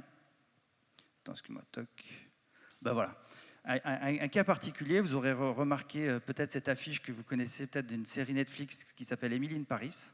Et vous le savez sans doute, mais aujourd'hui, alors je connais assez peu la série pour tout vous dire, il y a des gens qui viennent en pèlerinage, et aujourd'hui, c'est juste un exemple, hein, mais des gens qui, à travers les séries ou à travers des films, découvrent des destinations, et c'est ce qui va les engager à venir la découvrir. Ce qu'ils veulent, c'est pas savoir ce qui c'est qui est au Panthéon. Ce qu'ils veulent, c'est venir et on peut trouver ça bien ou mal, hein, c'est pas le débat, mais il y a des personnes qui viennent pour ça, et se dire comment est-ce que je vais aller sur les lieux de tournage et découvrir et vivre la même expérience. Eh bien, tout simplement, il y a un QR code, la personne scanne le QR code, et au moment où elle le fait, on va, comme je vous l'ai dit, regarder les transports, on va regarder les activités, et générer pour la personne un itinéraire sur mesure en temps réel. Là, ici, c'est autour d'une série Netflix, je sais que ça peut porter, voilà, tout le monde ne peut ne pas forcément apprécier. On est en train de déployer sur d'autres territoires la découverte des peintres, etc. Donc, vous avez compris, nous, on n'est pas le but, c'est-à-dire on va faire un outil qui va permettre de répondre à tous les usages tourisme. C'est on a renversé le modèle en disant les gens, on va les susciter à travers vivre une expérience. Et par le biais de cette expérience, ça nous permet de, juste en 3 questions, qu'est-ce que tu veux faire ? Combien de temps tu as ? Comment tu veux te déplacer ? Eh bien, de générer un itinéraire touristique sur mesure qui va prendre en compte le lieu du scan, l'heure du scan et l'offre temps réel, activité et mobilité. Et donc, on va générer dans une web app, pas d'installation, pas de création de compte. Tout ça, ça se déploie à peu près en 48 heures. On peut déployer une expérience touristique sur un territoire sans être obligé de se dire bon sang de bonsoir, on doit se frapper tout un masse, justement. Donc, vous voyez, on a renversé le truc en partant de l'expérience d'utilisateur, d'aller chercher la data plutôt que de se dire on agrège tout pour voir ensuite ce qu'on va en faire pour répondre à des besoins particuliers. C'est un exemple, voilà, et donc qui permet de répondre à ces enjeux-là qui sont une expérience personnalisée. Et contextualisée finalement. Pardon ? Et contextualisée. Hyper contextualisée. C'est vraiment ça. C'est-à-dire que demain, nous, nos clients, ils veulent dire ça c'est un tour PMR, ça c'est un tour que je veux forcément faire à vélo. Eh bien, automatiquement, vous avez la main, l'interface, elle est simplissime, et vous pouvez générer vous-même des expériences de découverte, genre des happenings, vous avez un salon du livre qui dure 48 heures, vous pouvez faire un événement touristique de découverte de la ville, très simplement vous-même. Et donc voilà, intégration de la mobilité et mise à jour en temps réel, c'est-à-dire que la personne s'arrête de boire un café, ma foi, on ne va pas lui empêcher, on va recalculer, comme je disais tout à l'heure, on va recalculer le tour en temps réel pour peut-être lui dire, bah, attention, on t'invite à partir, si tu souhaites rester, simplement, on t'informe qu'on va recalculer le tour parce que tu as ton train à 18h et nous, l'algorithme, il est bête, il doit tenir la contrainte. Et il dit, tu peux prendre un deuxième café ? Non. Non. Et par contre, nous, on n'a pas fait ça, c'est génial ce que tu fais, c'est le paiement. Mais en même temps, on s'est dit, c'est tellement complexe à faire, et donc bravo si vous avez réussi à le faire. On s'est dit, on va laisser la personne libre dans son parcours, et si elle veut rentrer dans un établissement ou pas, eh bien, elle va, comme dans 80% des cas encore, sortir sa CB ou c'est vrai que s'il n'y a pas de notion de coupe-fil, je trouve que c'est un peu moins intéressant. Mais en tout cas, on laisse la personne payer là où elle le souhaite. Mais le fait d'avoir tout agrégé comme ça, c'est assez exemplaire ce que vous avez fait. Voilà. Frédéric, alors donc je vais vous parler de là, on va se mettre côté mobilité pure et dure. Hein, voilà. Je prends comme exemple un chantier qu'on a mené dans l'agglomération de Mulhouse. Alors, qui se veut être, hein, c'est pas moi qui le dis, hein, le premier MAS de France. En tout cas, ça a été la ville qui a été la précurseur dans le domaine et qui a eu une action forte et engagée sur le sujet. Quelle est la promesse pour l'usager en mobilité, que ce soit un touriste ou n'importe quel autre type de personne qui a un besoin de mobilité? Ça a été de dire, voilà, au travers d'une seule et même application, avec un compte unique, un panier unique, un moyen de paiement unique, je vais pouvoir accéder à l'ensemble des moyens de mobilité qui sont disponibles sur le territoire. Donc là, quand on parle de Mulhouse-Alsace agglomération, c'est bien évidemment le transport en commun, c'est le vélo en libre-service, c'est la location de vélo, ce qui est différent, hein, d'accord, hein. Location de vélo, c'est je loue pour une semaine, un mois, un an un vélo et je l'utilise comme je le souhaite. Vélo en libre-service, je le prends à une station, je le redock à une station à la fin de mon déplacement. C'est aussi de l'autopartage, donc de la location de voitures courte durée. Et c'est du parking en voirie ou du parking en ouvrage, du stationnement en voirie. D'ailleurs, on pourrait se dire pourquoi est-ce qu'on met de la voiture dans du MAS puisqu'on essaie de mettre moins de voitures dans nos déplacements. En fait, l'objectif, c'est d'aller chercher là où se trouvent les gens qu'il faut convaincre, parce que finalement, faire un MAS pour des gens qui utilisent déjà des moyens de mobilité vertueux, finalement, on ne fait que suroptimiser des gens qui sont déjà convaincus. Par contre, aller chercher les personnes dans leur voiture, donc celles qui se garent, celles qui éventuellement font encore de la location de voiture, c'est là que se situe le vrai enjeu. Et puis la collectivité a eu un engagement fort parce qu'elle a dit je vais regrouper l'ensemble de cette facturation dans une seule et même facture en fin de mois et je vais optimiser cette facture. Qu'est-ce que ça signifie? Ça signifie par exemple que si j'ai encore pas complètement planifié ce que va être mes déplacements pour la journée, la semaine, le mois, je vais pouvoir voyager à l'unité, au ticket unitaire, prendre un voyage l'un après l'autre sans me poser de questions. Et quel que soit le volume de ma consommation, la collectivité a pris un engagement et dire ça ne vous coûtera jamais plus cher que le prix d'un abonnement. Et il multiplie comme ça les éléments incitatifs pour dire aux usagers potentiels, OK, vous êtes libre, il y aura peut-être des changements dans l'organisation de vos déplacements, vous n'avez pas forcément tout anticipé, on vous fait la promesse d'optimiser et de vous proposer toujours le meilleur tarif. L'idée, c'est d'engager un changement de comportement. Et c'est dur de changer un changement de comportement quand on a des habitudes. L'adoption, elle est complexe à obtenir. Et donc, on a travaillé autour de tout ça. Et on a de multiples acteurs, publics et privés, qui sont rassemblés autour de cette application. Donc là, je vais lancer une petite vidéo qui en même temps, illustre très concrètement ce qu'on fait. Donc, je le disais tout à l'heure, l'organisation d'un MAS, le terme consacré, c'est mobilité par agrégation de services. C'est ça le terme officiel maintenant, hein. Ce que nous disent les experts du domaine. Donc bien évidemment, c'est d'abord avoir un accès plein et ouvert au système de transport en commun, qui, comme je le disais, est généralement très bien organisé, fréquent, régulier. Donc il faut que le touriste n'ait pas de questions à se poser sur comment il va se déplacer d'un point A à un point B pour aller d'une étape à une autre, d'un lieu de découverte, quelles qu'en soient ses motivations, mais on va pouvoir lui faire des propositions alternatives. Et c'est là que la proposition est nouvelle. OK, moi j'ai créé mon compte pour faire du transport en commun parce que je pensais me déplacer dans cette ville en transport en commun. Bon, il s'avère qu'il fait plutôt beau, même si c'est à Mulhouse, il fait très souvent beau à Mulhouse. Finalement, pouvoir le faire en vélo, et parce que l'outil m'a suggéré que je vais pouvoir le faire en VLS, c'est finalement une idée pas si saugrenue que ça. Je l'ai personnellement testé, hein. Et ça, c'est plutôt agréable. Donc, voiture, location de voiture, comment est-ce que je vais pouvoir garer cette voiture sans avoir à me poser de questions, et donc de lisser tous les points durs que représente aujourd'hui la question du déplacement.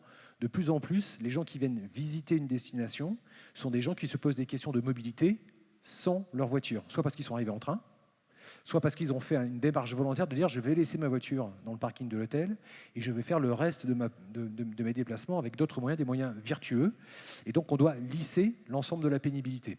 Donc au travers de cette application, on balaye tout un tas de possibilités qui vont continuer à augmenter.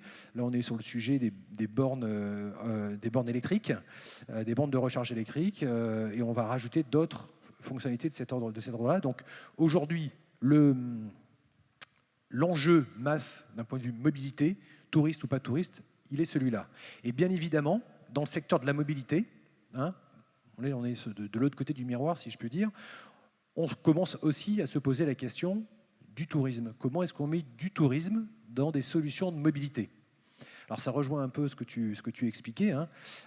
L'avantage quand on a mis une application mobile dans le smartphone de l'utilisateur, c'est qu'il y a des informations assez faciles à réutiliser qui sont sa géolocalisation, éventuellement quelques-unes de ses préférences, tout bêtement l'heure qu'il est. Et déjà avec ces 3 éléments-là, on peut pousser de l'information.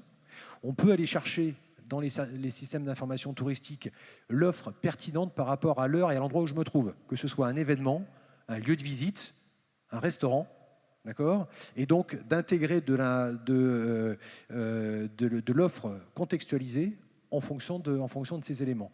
Ça, c'est comment aujourd'hui on voit la mobilité multimodale interopérable du point de vue et de la fenêtre des acteurs de la mobilité pure et dure.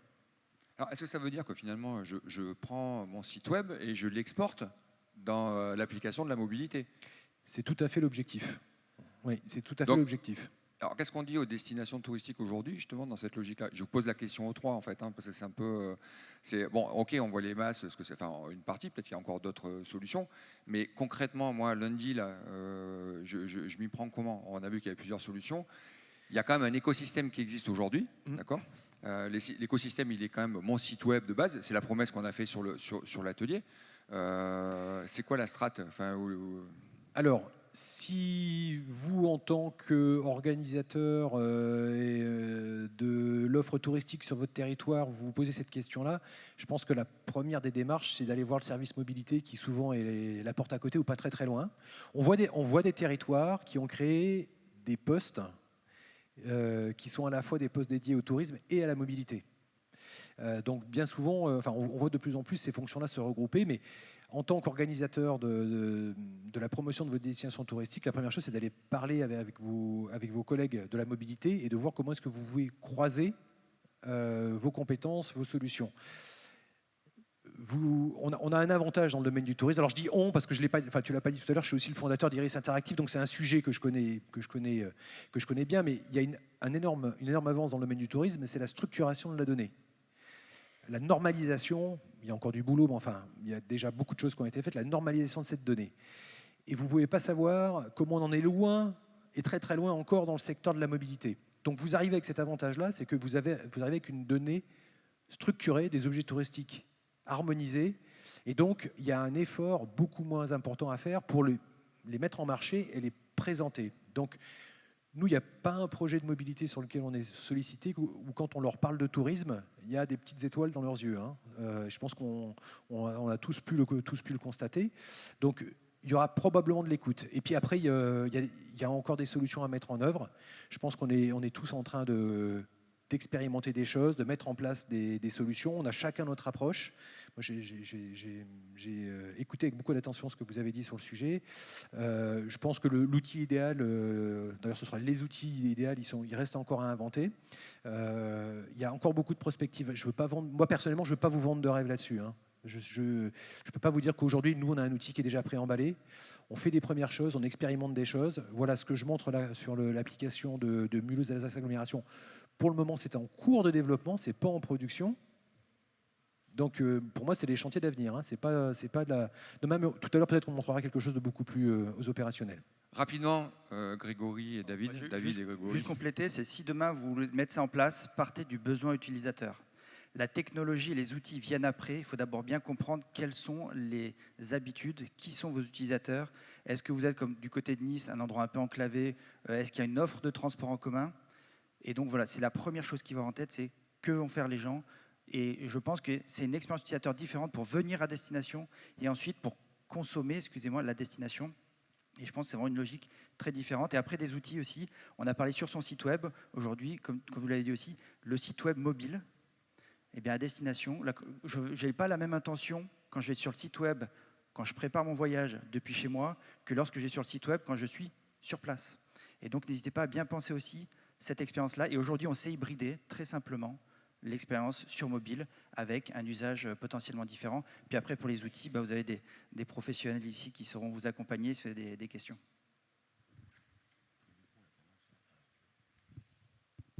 Oui, vous avez déjà quasiment tout dit tous les deux. Comment s'y prendre dès lundi matin? T'es pas obligé, hein. Enfin, si tu Non, veux. non, non, mais comment s'y prendre lundi concrètement? On peut même parler de concurrents. Tu parlais de Rome to Rio. Je crois qu'il y a des choses qu'ils font en marque blanche. C'est déjà une première approche, à mon sens, de rendre service, en fait, je pense, au touriste qui veut visiter votre destination. Après, je pense bien dissocier deux choses. Il y a l'avant et il y a le pendant. Et je pense que sur les territoires, on va plus parler après du pendant aussi, mais c'est important de bien le savoir parce que, comme l'a dit Frédéric, vous avez de la data effectivement bien qualifiée. Et c'est vous qui avez l'expertise en réalité de pouvoir thématiser en fait. Et moi je pense qu'il y a deux choses, c'est que des outils on va en trouver, on est encore tous en phase d'innovation permanente en fait. Et je pense qu'on ne s'arrêtera jamais parce que ça va tellement vite et le monde du transport il est tellement atomisé que c'est très compliqué. On sait que c'est un enjeu, il y a plein de solutions différentes. L'outil idéal en effet existe sans doute pas et il répond déjà à quel contexte il y a sur une destination. Je pense qu'il y a plein de contextes et il y a des différents outils qui peuvent y répondre. Donc il y a des outils basiques qui vont vous permettre de remplacer le vieil onglet comment nous rejoindre en quelque chose d'un peu plus dynamique. Après, il y a des outils, si on veut aller plus loin, qui vous permettent effectivement d'acheter, de réserver, etc. Il y a l'avant, il y a le pendant. Et le pendant est un vrai sujet. Je pense qu'il y a beaucoup de choses en termes de mobilité qui vont se traiter aussi par l'éditorialisation du contenu. Voilà, je pense qu'il y a beaucoup de choses et beaucoup de travail à faire au niveau des destinations parce que vous avez l'offre, vous connaissez mieux que quiconque et vous pouvez vraiment déjà qualifier ça et après aller travailler avec les autorités compétentes, en effet. Peut-être une piste d'espérance très rapidement. Tous les projets masse qu'on voit sortir aujourd'hui, qu'ils soient à l'initiative d'une agglomération, d'une métropole ou d'une région, comme c'est le cas actuellement en PACA. Il y a un gros projet en PACA en cours d'appel d'offres qui s'appelle SIBR. Le nom de code, c'est SIBR. Dans tous ces projets-là, qu'est-ce qu'on voit? C'est la volonté de rendre la plateforme masse accessible à des partenaires. Et généralement, les premiers de ces partenaires sont les organismes de destination touristique. Donc, l'acteur public, qui est celui qui a l'autorité, la compétence en matière de mobilité, donc soit au niveau des villes, soit au niveau des régions, tous les cahiers des charges qu'on voit sortir aujourd'hui incluent un volet garder une porte ouverte, une API utilisable par des partenaires. Et dans les personas qui sont décrits, souvent les premiers qui remontent après les scolaires, c'est les acteurs du tourisme. Les acteurs du tourisme. Donc les solutions sont en train de se mettre en place. Nous, promoteurs, enfin développeurs, éditeurs de solutions, on travaille dans ce sens-là, poussé par les cahiers des charges auxquels on répond. Donc l'offre, elle est en train d'arriver. Le fait d'intégrer des widgets dans vos sites de destination touristique, vos applications, les solutions sont en train de se mettre en place. Et là, on parle à un horizon de 1 à 2 ans maximum. Voilà. J'ai en tête le projet actuellement de Région PACA qui doit être décidé avant la fin de l'année pour une mise en œuvre d'ici fin 2024. Donc on va dire c'est quasiment demain. Il y a de l'espoir. Il y a de l'espoir. Je vais reprendre la zapette. Hop. Voilà. Enfin, moi, je retiens quand même fortement, c'est le lien entre le monde du transport et le monde du tourisme. Parce que je l'ai déjà vécu sur des grosses métropoles et tout ça, où à un moment donné, ils ne se parlaient pas, et où à un moment donné, on a développé des solutions. Et en fait, quand le transport essaye de faire du tourisme, en général, il n'est pas très bon, il n'y arrive pas. Et puis en fait, c'est beaucoup d'investissement pour pas grand-chose à la sortie. Alors l'autre, on le voit un peu moins, parce que c'est plus difficile de faire du transport quand on fait du tourisme. Mais c'est vraiment, par contre, la synergie. On en a parlé aussi avec Marie-Laure, en région parisienne et tout ça. Souvent, c'est dommage que chacun son expertise et mutualisons plutôt les expertises. On va enchaîner un peu avec des questions, parce que le sujet il est un peu complexe. C'est important d'y passer du temps. Après, on va sortir un peu. Est-ce que vous avez des questions particulières sans y passer Voilà. Bonjour, je suis Nathalie, je suis hôtelière. Je renvoie mes clients vers un MAS. Et la question à laquelle je n'ai pas de réponse, c'est quand le bon moment en fait, pour l'onboarder sur un MAS? Alors, vous êtes hôtelière, hein, c'est ça? je ne sais pas si je me réponds, je me lance, pardon. Hein, si, alors, votre client, il vient d'arriver chez vous, il a passé peut-être une... Avant. C'est comme... Pour qu'il vienne jusque chez vous. Alors... Est-ce que vous avez des éléments sur quel est le bon moment pour le renvoyer vers le MAS? Alors, si vous voulez vous assurer qu'il vienne chez vous, il faut le rassurer sur le fait qu'il va pouvoir venir facilement, simplement, et jusqu'à devant chez vous. Hein, qu'il n'aura pas une rupture entre peut-être, je sais pas, la gare, l'aéroport et l'entrée de votre établissement. Alors, ça va... Le bon moment, c'est quand il vous appelle et qu'il va réserver sa chambre. Hein. C'est de s'assurer de quel va être son moyen de déplacement et est-ce qu'il a une solution pour venir vous voir. Parce que je crois que tu as raison, c'est à ce moment-là, c'est un élément de réassurance en plus pour lui faciliter et vous devenez la personne qui lui rend service. Et après, il y a d'autres choses qui sont en train de se développer. On est en train de penser aussi à des masses émetteurs, parce que là, on a parlé de masses récepteurs. Donc, on est en train de penser à des masses émetteurs. Nous, c'est quelque chose sur lequel on travaille, mais c'est encore plus complexe en termes de vitesse.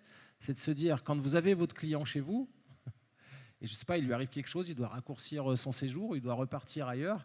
Comment vous êtes capable à la réception d'avoir un outil mis en place par votre organisme de destination pour faire en sorte que vous puissiez lui vendre en fait son retour jusqu'à chez lui pour optimiser son retour. Parce qu'en plus, quand ça arrive dans des choses comme ça, ce sont des situations d'urgence ou assez stressantes et compliquées. Donc voilà, on est en train de penser à ces choses-là. Mais ce que j'aime bien dans votre question, c'est que vous êtes hôtelière et que vous vous dites que vous allez utiliser les outils qui seront mis en place par votre organisme de destination. Et c'est là vraiment le sujet. C'est en fait ces masses dont on parle depuis tout à l'heure aussi sont faits pour bien sûr faciliter l'expérience du client, bien sûr, mais aussi faire en sorte que vous travaillez le service et la préférence à votre destination sur votre site internet, mais aussi trouver et avoir des services qui soient des soutiens pour les professionnels du secteur. Ok. Sinon, on fait 2 heures dessus et on ne fera pas la suite. Je prends une deuxième question, potentiellement. Hop.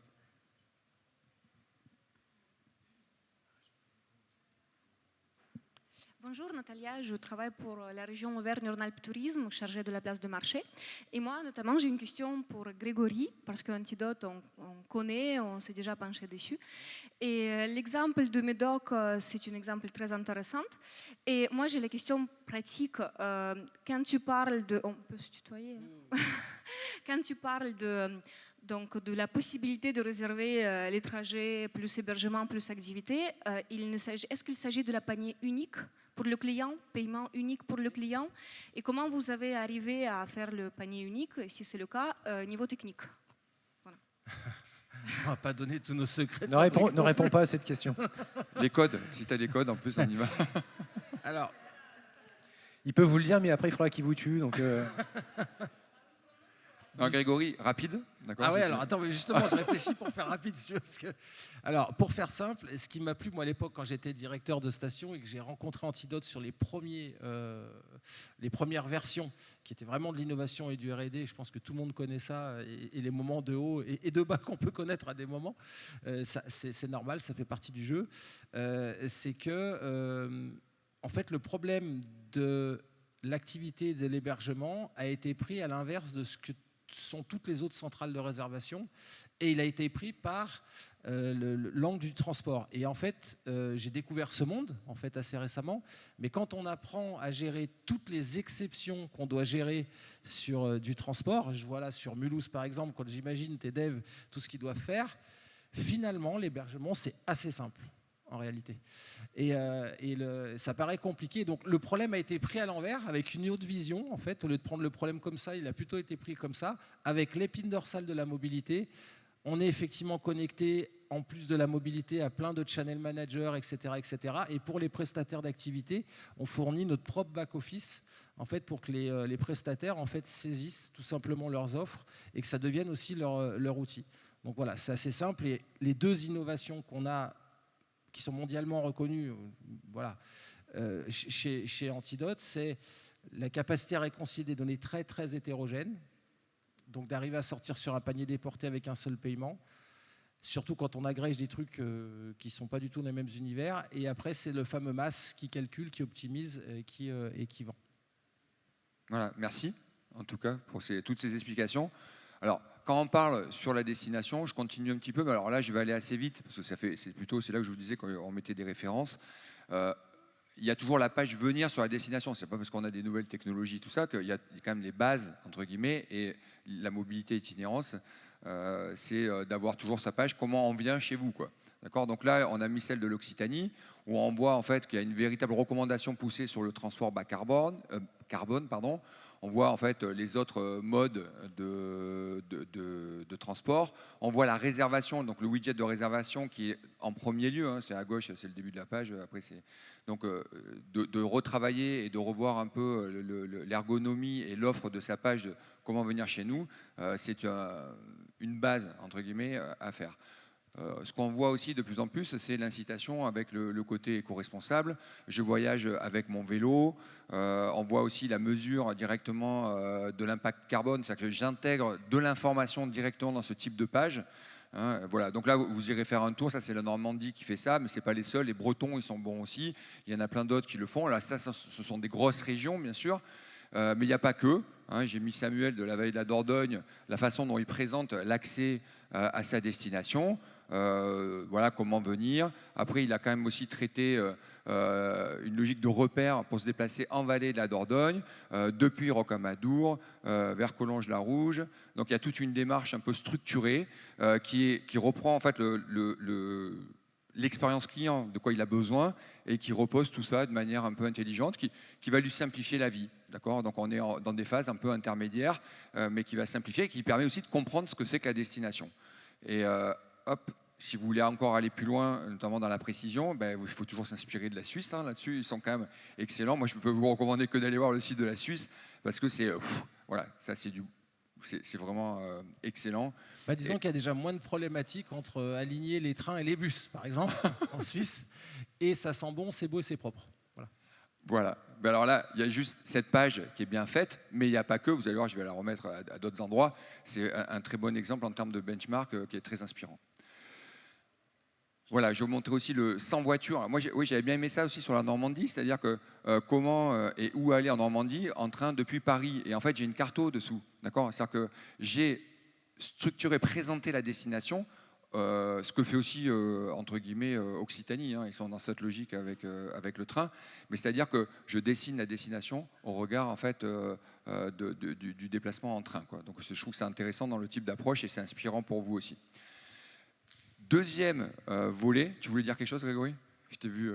Non, je voulais repasser le micro, mais je voulais juste dire, notre cher Jean Pinard hier a dit quelque chose de très fort, il a toujours le bon verbe. Il faut passer de la communication à l'information. Et en fait, il a raison. Je pense que la première étape, tu parlais tout à l'heure, c'est de se dire comment je peux réellement en rendre service, en fait. Et ça passe par le contenu et l'information. Voilà. Ouais. Avant de partir sur des solutions déjà technologiques. Ah, Il doit y avoir la réflexion en amont. Et la technologie viendra soutenir la stratégie et pas l'inverse. Voilà. On est d'accord. Deuxième partie, j'arrive sur la destination. D'accord. Une fois que je suis sur la destination, donc là par contre, c'est une façon aussi de présenter la destination, c'est la visite, la recherche d'expérience à vivre. Et si vous venez sur une destination, c'est pour y vivre des choses intéressantes. Si c'est inintéressant, vous allez ailleurs et vous essayez de le prévoir en amont pour trouver la bonne destination. À partir de ce moment-là, il y a deux types d'intérêts. Marie-Laure, l'intérêt en termes pour la clientèle, pour la destination, les enjeux en fait liés directement à ce.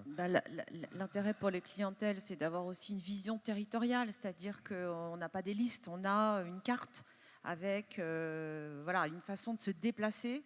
Et là, ce qui est très important, c'est évidemment de superposer une carte des transports et une carte de vos objets touristiques. Et souvent, c'est pas fait comme ça.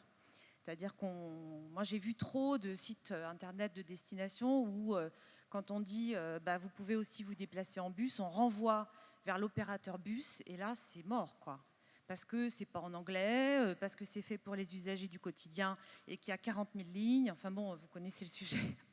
Donc je ne vais pas y revenir. L'intérêt pour les destinations, moi je trouve que c'est un vrai enjeu que de proposer aussi des itinéraires sur une destination. Pourquoi? Parce que un itinéraire, c'est à la fois un produit et un média.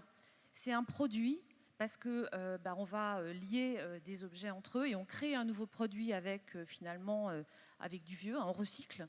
Donc on est dans le durable quelque part. Je plaisante un peu, mais en réalité, ce qui est intéressant, c'est que c'est vous qui pouvez le créer.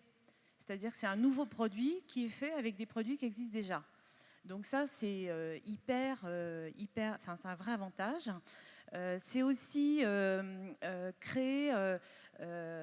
faire des liens entre des objets qui existent, mais avec un récit. C'est-à-dire que vous allez rajouter une couche qui est de l'éditorialisation, vous allez faire un storytelling, vous allez donc créer un nouvel univers et une nouvelle un objet un nouvel objet, une nouvelle offre qui en plus va valoriser votre destination. Donc ça veut dire que vous ne pouvez pas non plus multiplier les itinéraires, mais il faut les choisir en fonction de vos objectifs marketing, en fonction de ce que vous voulez mettre en avant. Et ça me paraît très important. Et puis, dernier point, c'est aussi une façon de répartir les flux. Vous savez qu'il y a des enjeux, vous les connaissez tous. Sur fréquentation. Ces enjeux de répartir les flux sur l'ensemble de la destination par équité, pour aussi désengorger des points forts. Et puis, ça permet de valoriser des points d'intérêt qui sont plus confidentiels, mais qui vont aussi avoir leur intérêt. Donc, il y a beaucoup d'avantages à créer des itinéraires sur une destination. Alors c'est vrai moi je trouve qu'il y a des destinations qui vont très loin là-dedans, et il y en a quelques-unes où on arrive sur la destination, il faut se le construire soi-même son itinéraire. Et c'est le côté quand même suggestif qui est vraiment très intéressant. Voilà, et le dernier point, je dirais, c'est que l'enjeu d'aujourd'hui, c'est justement de créer des itinéraires à partir aussi d'infrastructures de transport qui existent pour pouvoir, je dirais, poursuivre plusieurs objectifs en même temps. Alors après, évidemment, il y a des choix dans les objectifs, mais essayons aussi de créer des itinéraires qui ont du sens pour la destination, pour son image et pour sa valeur ajoutée, tout en poursuivant cet objectif de décarboner aussi un peu le tourisme avec les voies vertes, etc. etc. Ok, donc si on continue un petit peu ici, on a passé en revue un des points clés quand même de l'itinérance, des itinéraires plutôt, pardon, c'est l'éditorialisation pour inspirer et convaincre. Donc ça veut dire que finalement, il n'y a pas juste 3 itinéraires. On peut avoir beaucoup de suggestions en termes d'itinéraires. Là, c'est l'aérotourisme, itinérance, slow tourisme. Ça veut dire qu'à un moment donné, on a des logiques de type de locomotion, en slow, mais aussi on l'a en moto, en voiture. On peut faire des escapades autour d'un lieu, tout ça. Donc si vous commencez à prendre ces données-là, à les croiser, en fait, il y a beaucoup de boulot de structuration de l'offre. C'est ce qu'on a vu ce matin aussi avec Loïc, c'est-à-dire que si on n'a pas de sentier pour visiter Nice, d'accord, ça ne va pas être attractif. Donc il faut de l'événementiel, mais il faut aussi de la visite, en fait, tout simplement. Donc là, on a mis quelques données, mais après, il y a toutes les données thématiques. Est-ce que vous avez des itinéraires autour de la gastronomie? Marie-Laure, en fait, elle est ici parce qu'elle a travaillé justement avec Bourgogne-Franche-Comté, qui est partie justement de son ADN, et avec des routes autour de la gastronomie, mais si le thème il est plutôt culture, il peut être nature, il peut être aussi posé sur le temps, d'accord, juste on a 1 heure avant de reprendre le train, est-ce qu'on a un petit itinéraire autour de la gare, ça peut être un jour, un week-end, une semaine, ça peut être aussi sur des logiques de cible, famille, sportif, ainsi de suite. C'est souvent aussi ce que les gens ils attendent, c'est les tops. C'est-à-dire moi je viens, je ne connais pas la destination, donnez-moi les tops, quoi. C'est quoi les meilleurs itinéraires, par où je commence, tout ça. Ça c'est ce travail complètement éditorial qui demande du temps. Et puis après c'est les différents types que j'ai montré au départ, en étoile, en boucle, en itinérance. On a beaucoup d'opportunités là-dessus. Allez voir ce que fait dans l'éditorialisation l'Hérault. Moi, je suis montpelliérain. C'est vrai qu'entre avant et après, aujourd'hui, en famille, avec une petite fille, en fait, j'ai un choix qui s'est vraiment affiché parce qu'ils ont fait ce travail-là. Et que quand vous regardez la page juste randonnée, il y a tellement de choix là-dedans que c'est hyper inspirant. Et je pense que le premier travail, il se situe là-dessus. Le deuxième travail, si ça veut passer... Ouais, vas-y, parce que je ne sais pas pourquoi. Non, ouais, voilà. Donc là, je vous ai montré juste, c'est pareil, je ne vais pas tout le développer, mais c'est comment la Suisse traite la randonnée. Donc vous avez vu l'Hérault avant, mais la Suisse, elle traite la randonnée. Quand elle traite la randonnée, elle ne la traite pas en détail. Enfin, c'est pas grossier, quoi. C'est exhaustif. On présente toute l'offre, on présente une sélection, on présente des thématiques, encore des thématiques, très visuelles. On présente les grandes randos, on fait le lien avec des logiques expérientielles et on donne toute l'information. On a deux approches en termes d'angle éditorial avec des logiques très thématiques, les femmes, d'accord, autour de la rando, tout ce qu'on a en pratique, et ainsi de suite, tout ça. C'est-à-dire qu'en fait, là, vous voyez, ça, c'est inspirant. Vous pouvez regarder vous-même comment vous pouvez le traiter. Il y a beaucoup de choses à faire là-dessus, quoi. Hein, là, c'est Menton, Rivière à Merveille, qui, après la tempête Alex, a mis en place pour la visite des villages, hein, où il fallait vraiment faire remonter les gens dans les villages, parce que c'était catastrophique, cette tempête. Eh ben, on a réfléchi à dire comment on peut poser pour chaque village une logique de visite, une logique de randonnée, une logique de vélo. Donc, il y a toujours une logique de présentation, il y a une logique d'argumentaire. Ça, c'est une éditorialisation pour inciter les gens à venir visiter en fonction de leur aspiration. Voilà, ça peut être toute petite visite jusqu'à une randonnée à une journée, une petite balade en vélo jusqu'à une grande balade à la journée. Pareil ici, j'ai mis l'exemple, c'était intéressant parce que vous voyez en Bordeaux, enfin moi j'aime bien quand je pars en week-end, tout ça, j'aime bien aller courir aussi la semaine. La plupart du temps, on bloque, on ne sait pas, on n'a pas les itinéraires. Alors maintenant, il y a des sites qui sont dédiés, mais combien d'offices du tourisme proposent des itinéraires de running pour 5 km, pour 10 km, comme ça, c'est ce genre de choses, mais moi je ne comprends pas qu'en fait on galère toujours dans ce genre d'approche-là, alors que quand on voit la fréquentation aujourd'hui, la pratique des footings, c'est quelque chose d'énorme, avec les trails aussi qui arrivent et ainsi de suite. Donc vraiment réfléchir sur ce genre de choses-là. Là, je vous ai mis aussi l'Alsace, vous regarderez, il y a plein de logiques de valorisation. Et là, on revient un peu avec justement Frédéric sur le travail que vous êtes en train aussi de faire un peu sur Béziers. Rapidement, d'accord, si tu veux, parce qu'on a... Je vais faire très très vite parce que... Oui, c'est ça, c'est pour ça. Ben oui, il y a tellement de choses à dire. Ouais, c'est frustrant. Hein, alors, la question tout à l'heure, c'est qu'est-ce qu'on fait demain? Alors, une idée de ce qu'on peut faire demain... On se repose. On se repose demain déjà, alors après-demain ou la semaine prochaine. On a fait quelque chose en relation, en disant ce que vous savez manipuler, c'est les objets touristiques. Ça, c'est structuré, c'est en place. On le disait, ce qui est important, c'est de suggérer des parcours, hein, des axes de visite, que ce soit une série sur Netflix ou une thématique expérientielle. Donc, on a développé un prototype dans le cadre duquel on va pouvoir construire des itinéraires, ces itinéraires étant composés d'objets touristiques que vous savez manipuler, que vous connaissez parce que vous êtes les experts de votre territoire, que vous allez pouvoir faire découvrir des incontournables, mais aussi des choses plus insolites. Donc ça, aucun souci, vous êtes les mieux placés pour ça. Comment on construit cet itinéraire et comment est-ce qu'on introduit la notion de mobilité pour l'ensemble de ces étapes? Ça, c'est quelque chose qu'on a déjà expérimenté, qu'on est en train d'expérimenter et qu'on a développé. C'est effectivement l'expérientiel, séduire, d'accord? Je vais à tel endroit, qu'est-ce que je vais pouvoir y découvrir?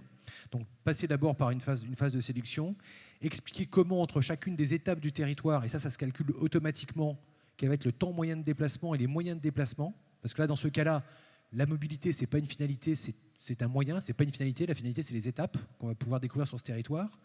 Et une fois qu'on a été rassuré ou convaincu par cet itinéraire, on va pouvoir passer dans la phase de préparation. Hein, je découvre et ensuite je prépare. Et là, lancer son calcul itinéraire. Donc ça revient un peu sur une approche différente, moins contextuelle, hein, un peu plus préparée. Et dans le cadre de laquelle on dit, OK, on propose un ensemble d'étapes, on propose un parcours. Hein, les experts du territoire me proposent un parcours, me suggèrent l'itinéraire entre chaque étape. Mais comme je suis exigeant et que je veux faire selon j'ai envie, peut-être que je vais supprimer une ou deux des étapes qui me sont proposées. Et ensuite, je rentre dans un parcours de déplacement dans le cadre duquel, comme je suis convaincu des étapes que je vais visiter, ce qui me préoccupe, c'est comment je vais d'une étape à une autre. Et avec une mise à jour automatique, peut-être parce que j'aurais peut-être pris le café dont on parlait tout à l'heure, hein, à la sortie du musée et avant d'aller faire une activité un peu plus loin, le calculateur d'itinéraire, la plateforme MAS, va actualiser cette information en fonction de l'heure, en fonction des perturbations, des prises de retard, etc., pour permettre de dérouler l'ensemble de son parcours et puis arriver à chaque étape de dire, tiens, je me souviens qu'on m'a proposé d'aller voir ce musée-là, mais qu'est-ce qu'il y a de particulier? Éventuellement, comment j'achète mon billet? Voilà, je l'ai fait très très vite, histoire de laisser du temps. Merci. Voilà, donc après, moi j'ai posé juste un schéma ici d'un peu d'arborescence, comment on pouvait poser les itinéraires. Alors, surtout la logique, c'est quoi? C'est organiser les itinéraires à gauche et les logiques d'entrée, c'est-à-dire que c'est pas que je rentre dans un itinéraire, ça veut dire aussi que je peux faire de l'éditorial, des gros reportages, et au sein d'un reportage, si je fais, je sais pas moi, les Porquerolles, il y a sûrement un parcours vélo au milieu, mais j'ai fait d'abord une page de Porquerolles assez poussée, et à l'intérieur, hop, je glisse un lien vélo. Donc ça, c'était un peu juste pour avoir une structuration de comment je peux le poser sur un site web. Ne pensez pas que la logique arborescence est menu derrière. Quand vous le posez sur votre site web, il n'y a pas que votre site web. D'accord ? Il y a plein de plateformes. En fait, la question, c'est où le touriste lui-même...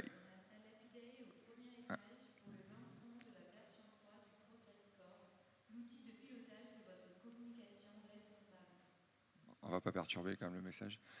Donc ça veut dire aussi que vous pouvez reposer sur des plateformes comme Circuit, comme Visorando, parce qu'en fait, tout simplement, les touristes y sont. D'accord ? Donc si vous avez déjà une offre et que vous avez travaillé plein d'itinéraires, essayez de le poser là-dessus. Moi, j'aime bien le VTT, Utagawa VTT, c'est du privé, tout ça. Par contre, j'ai toutes les traces dessus, quoi. D'accord ? Donc c'est quand même intéressant et je peux vraiment voir ce que je peux faire. Donc là, on va peut-être, enfin pas peut-être, on va faire un focus randonnée. Jean-Yves, ça va arriver à toi, t'inquiète pas. Donc sur la randonnée, c'est pareil, 2 types de traitements qu'on va revoir régulièrement. Toujours le côté traitement éditorial, toujours un objectif, c'est comment ma randonnée, je donne envie de la vivre. Ça, malheureusement, pendant des années, on a un peu oublié, quoi. On donnait toujours la fiche technique, mais on ne sait pas ce qu'on va y voir. Est-ce que j'ai envie d'y aller ou pas ? Ou je perds ma journée parce qu'elle est nulle, cette rando, quoi. D'accord ? Donc à un moment donné, il y a vraiment un travail à faire sur le côté expérience à vivre et de la mettre en scène à ce niveau-là. Et puis un autre côté où c'est vraiment la fiche technique que j'arrive à nous présenter juste après. Donc un temps pour choisir, un temps pour pratiquer et dans la pratique, d'être guidé à ce niveau-là. Alors là, je vous ai montré aussi, hop, voilà, un exemple ici, comment une randonnée, elle peut être totalement éditorialisée. Donc là, c'est la valorisation éditoriale d'une randonnée dans l'Hérault qui donne normalement envie d'aller la vivre ou pas. Plein de photos, il y a quand même de données pratiques, il y a déjà un argument qui est donné au départ, il y a du témoignage. Voilà, c'est une façon de le présenter. Et puis derrière, on va retrouver plutôt, là Jean-Yves, je te laisse la parole, la logique fiche technique avec une petite zapette et tu vas pouvoir t'amuser avec. Ouais, donc ici, moi je vais parler plutôt de l'aspect utilisation des données souvent issues de vos SIT. Donc on va être plutôt sur l'aspect très pratique. En commençant par la recherche, donc un utilisateur il va avoir besoin de pouvoir retrouver ses itinéraires, en tout cas ce qu'il va pratiquer pendant son séjour, souvent soit en préparation, soit peut-être le matin pendant son séjour, grâce notamment à un moteur de recherche. Donc, dans les moteurs de recherche, les choses auxquelles il faut penser dans leurs besoins, c'est des choses de base, mais la recherche géographique qui n'est pas toujours exploitée très bien sur les sites. Donc la géographie, ça peut être je me projette sur une adresse sur laquelle je vais être. Ça peut être aussi je me géolocalise, qu'est-ce qu'il y a à faire autour de la carte. Ça peut être aussi je joue avec la carte pour voir ce qu'il y a à quel endroit. Et puis alors ça me permet aussi de voir, tiens, j'ai tel itinéraire, mais autour de cet itinéraire qui fait 1 heure que je vais faire avec mes enfants, après j'ai autre chose à faire. Je peux aller, je sais pas moi, aller au resto, puis aller me baigner, des choses comme ça. On peut aussi travailler la recherche avec les mots-clés, puisqu'on sait qu'il y a des personnes qui vont chercher des thématiques très précises, quelqu'un qui cherche quelque chose autour de Compostelle ou d'un élément de patrimoine ou historique. Dans la recherche aussi, pouvoir proposer des listes d'itinéraires, pas toujours que de la carto, puisque ça permet, on revient au côté éditorial, on est un peu dans la même logique, c'est de montrer aussi une photo, un début de descriptif, quelques infos techniques qui vont lui permettre de déjà faire une présélection. Et puis on a aussi tout ce qui est recherche sur des critères très techniques, puisque une fois qu'on a vu un peu ce qu'on voulait faire, on va se poser la question de quel type de pratique, quelle difficulté bien évidemment, puisque avec ses enfants, de nouveau je prends toujours le cas de la famille, parce que c'est quand même un cas important sur les sentiers de randonnée. On n'est pas qu'avec des grands sportifs, je rappelle qu'entre 80 et 90% des utilisateurs de sentiers sont des gens en basket avec un sac à dos Décathlon à 5 € et qui ne sont pas venus pour faire de la grande randonnée. Les 10-15 autres % sont des sportifs et pas des casuals, donc il faut penser à eux aussi, c'est important.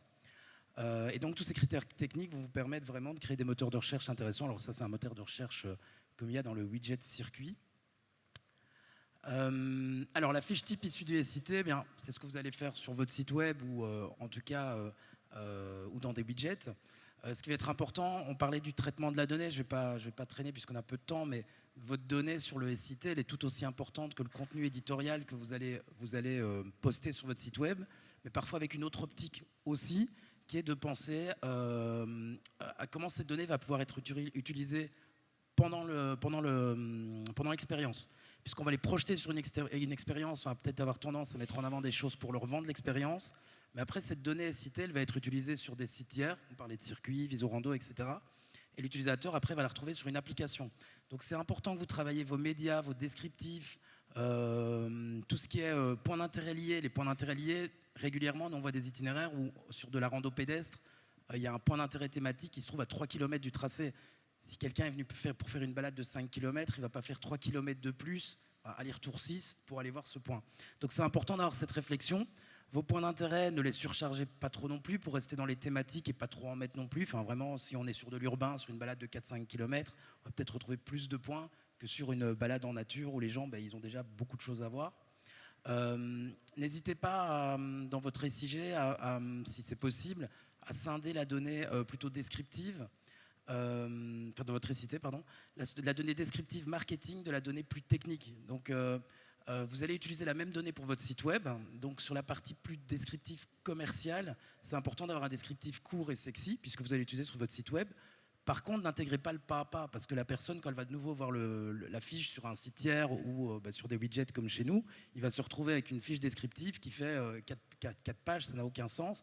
Essayez de pouvoir segmenter ces informations dans des champs d'informations complémentaires, comme nous on les appelle, donc ils peuvent être d'autres champs de votre base de données qu'on va récupérer. Ben voilà, ici on a l'exemple de la Haute-Garonne, où ils vont traiter la fiche avec les infos principales, mais après on va retrouver plus bas tout ce qui est info plus technique, les services au point de départ, la commune, etc., qui vont être plus utilisés, à mon avis, au moment du départ. Tu parles de ça, il y a par exemple le dénivelé, il y était dedans, là il était plat, non? C'est ça, c'est un dénivelé? Ouais, le dénivelé est Mais plat. ouais, enfin moi c'est juste un truc que je trouve, vous avez des enfants aujourd'hui, Ah oui, vous c'est voulez important. partir en randonnée, si la balade elle fait 3 heures et que vous avez 500 mètres de dénivelé, ou ben, moi, voilà, c'est un élément clé dans le choix de la rando, quoi. Clairement. La plupart du temps, souvent c'est oublié. Et aussi par rapport à l'expérience de la personne dans son type de pratique. Hein. Donc c'est important, si on ne se balade pas souvent, même une balade de 7 km avec des dénivelés comme ça va être très très dur, quoi. Et l'expérience n'est pas bonne, parce que si on lui a vendu quelque chose de facile, parce qu'on s'est dit oui, ça fait que 5 km, s'il se prend des bons dénivelés pendant 5 km, il va revenir, il ne sera pas content, parce qu'on lui a vendu quelque chose qui n'est pas la réalité. Mais tu en parlais un peu, mais ça c'est hyper important. Ne survendez pas vos activités, ne faites pas de l'itinéraire parce qu'il faut faire de l'itinéraire. Ça je le dis tout le temps, on a l'itinéraire, l'itinérance a explosé avec le Covid. Beaucoup de destinations se disent « Ok, on doit faire des itinéraires ». Et alors on fait des choses qui n'ont pas beaucoup d'intérêt pour l'utilisateur. Benoît en parlait, tu en parlais aussi. Vraiment, basez-vous sur vos richesses, sur vos forces. Si vous ne trouvez pas quelque chose d'intéressant, créez-la. Mais c'est important, un produit touristique un itinéraire est un produit touristique comme un autre. Ce qui est important pour l'utilisateur, c'est l'expérience qu'il va y vivre, combien de temps ça va durer, etc. etc. Voilà, ça je vais vite passer. C'était pour vous montrer aussi qu'on pouvait travailler les données citées dans des pages éditorialisées. Ici, c'est le cas de la ville de Liège. Pour ceux qui n'auront pas reconnu mon accent, je suis un peu chauvin là. Mais donc, ils vont intégrer un widget circuit dans une page complètement éditorialisée dans laquelle ils ont leur propre texte. Et leur texte va leur permettre de faire leur SEO, puisque la donnée est citée. Souvent, la question avec les widgets, c'est oui, mais quid du référencement? On a des widgets qui permettent de référencer le contenu, mais n'oubliez pas que vos contenus ils vont être dupliqués sur un maximum de sites, puisque l'intérêt pour vous, c'est aussi que vos données soient visibles sur des sites qui vont amener de la visibilité, comme Visorando, comme Circuit, etc., et qui donc vont vous permettre d'amener aussi du client. Donc on ne peut pas tout avoir, mais donc ça vous permet de travailler votre SEO aussi sur vos pages à vous. Bon, voilà, Iris ne me dira pas le contraire, j'imagine. Alors, Ouais, on va passer. Ouais, on va passer vite parce que là, c'était. On va laisser même les questions. On n'aura pas. Non, juste la zapette pour moi. Merci. Voilà, on s'y prend comment? C'était la deuxième partie, hein, c'est-à-dire que là, on a regardé comment poser, mais maintenant, quand vous le faites vraiment, que vous voulez faire des itinéraires, attention, on a marqué vraiment la rando, tout ça, mais c'est aussi les escapades et tout ça. Parce que Marie-Laure, quand tu parles d'itinéraires gourmands, tout ça, moi, j'ai juste reposé en fait une slide. C'est-à-dire que les itinéraires, ils sont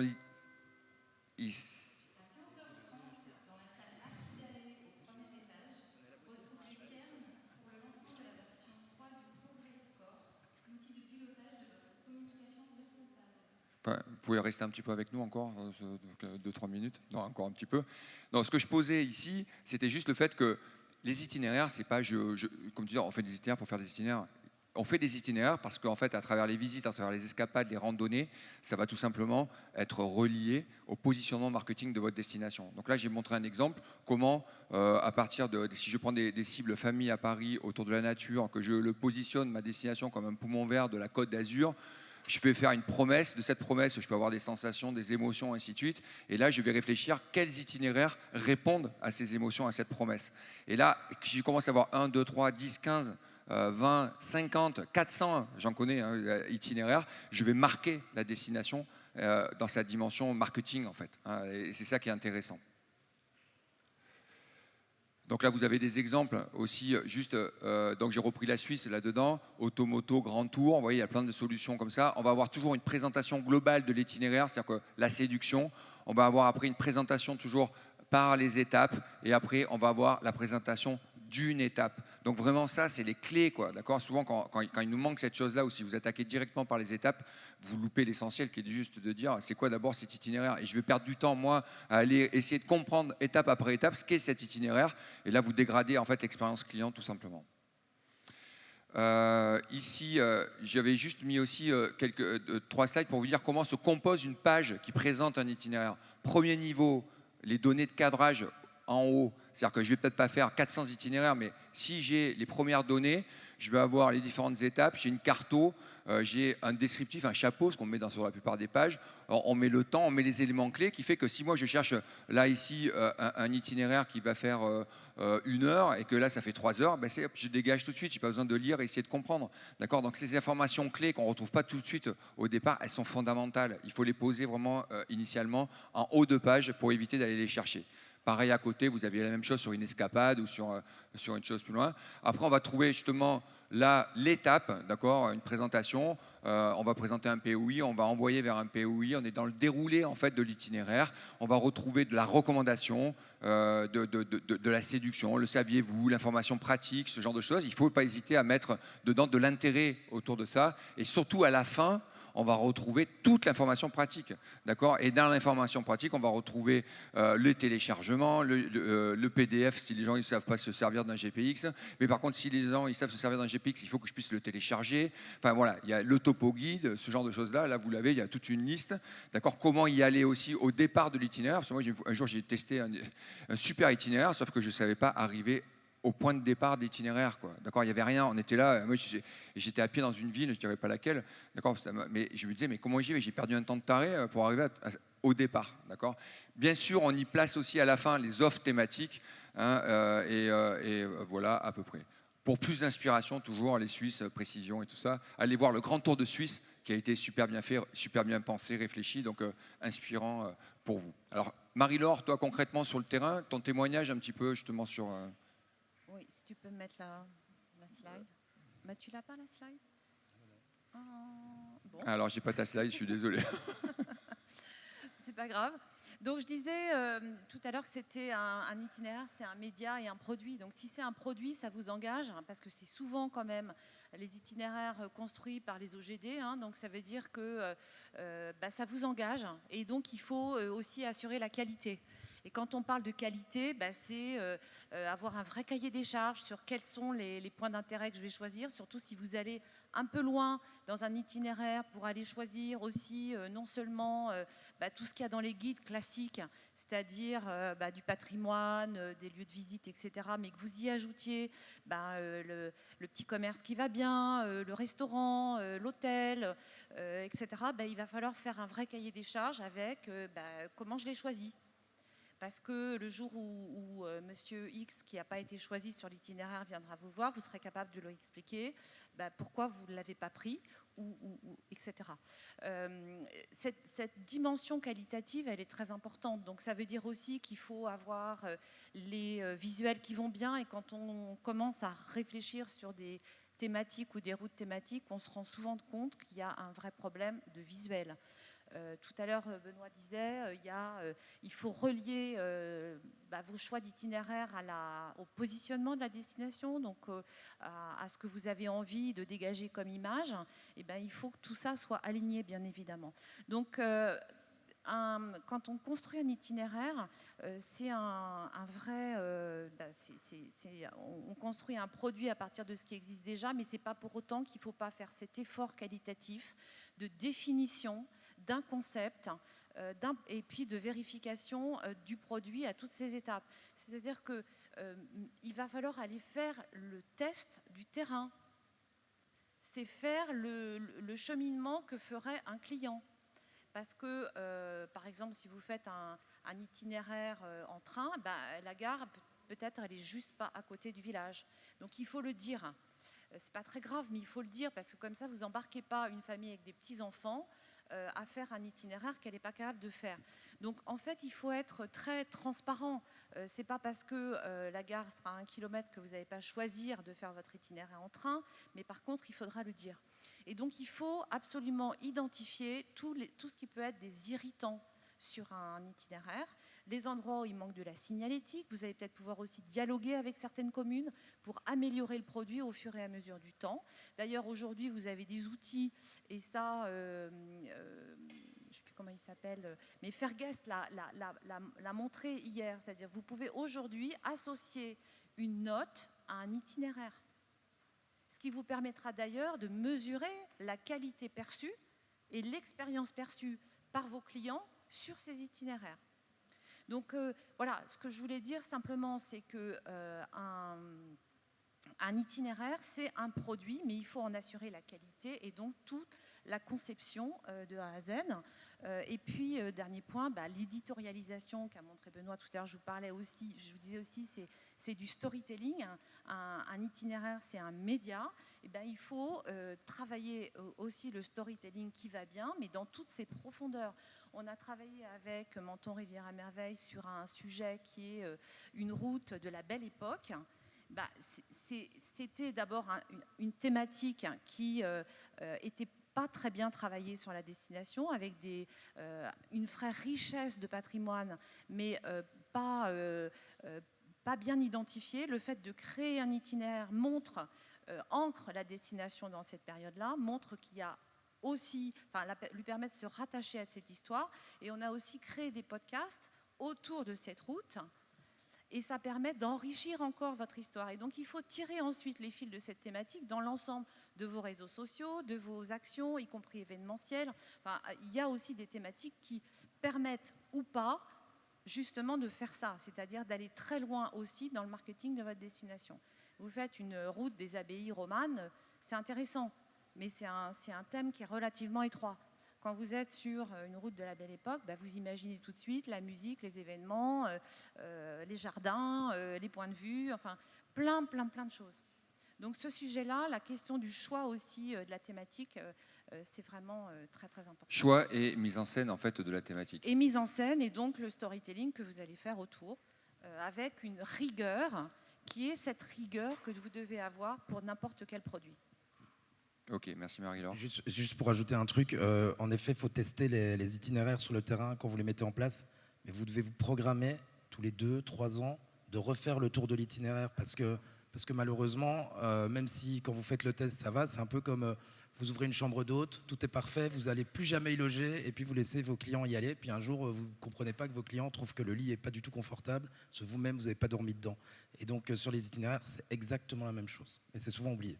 Oui, s'il y a un trou Absolument. au milieu et qu'on tombe dedans, c'est quand même emmerdant. Tu as tout à fait raison. Quand on conçoit un itinéraire, surtout s'il est très, je dirais, lié à votre positionnement, il faut le concevoir dans le temps.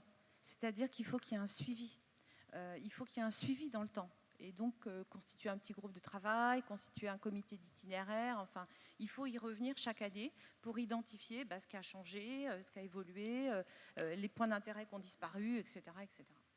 Voilà, donc là, on a déjà fait un grand tour, on va pratiquement s'arrêter là.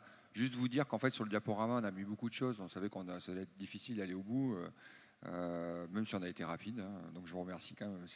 Mais sachez qu'il y a de la ressource. En fait, ce diaporama, on l'a pensé aussi en disant, vous allez la voir après, et il y aura de la ressource. Dedans, il y a de la ressource sur les points clés. Ce que tu poses, Jean-Yves, c'est le côté GPX aussi. Hein. C'est-à-dire que si vous faites un itinéraire, il n'y a pas de GPX. Il y a beaucoup de gens qui vont utiliser en fait simplement le GPX. Ils en ont besoin pour leur petite montre, d'accord, pour ça. Donc il y a des contraintes aujourd'hui, les vidéos, ainsi de suite.